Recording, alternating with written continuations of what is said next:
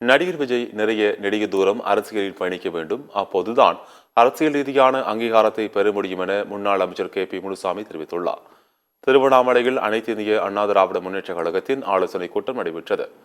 முன்னாள் அமைச்சர் அக்ரே SS கிருஷ்ணமூர்த்தி தலைமையில் நடைபெற்ற நிகழ்ச்சிகள் முன்னாள் அமைச்சர்கள் KP முனுசாமி மற்றும் வளர்மதி ஆகியோர் கலந்து கொண்டு சிறப்புரையாற்றினர். அப்போது பேசிய முன்னாள் அமைச்சர் KP முனுசாமி, நடிகர் விஜய் ஒரு இளைஞர், தற்போதுதான் கட்சி ஆரம்பித்துள்ளார். அவருடைய ரசிகர்கள் அவருடன் சென்றுள்ளனர். அவர்கள் தொண்டர்களாக மாறி மக்களோடு மக்களாக பணியாற்ற வேண்டும் என கூறினார்.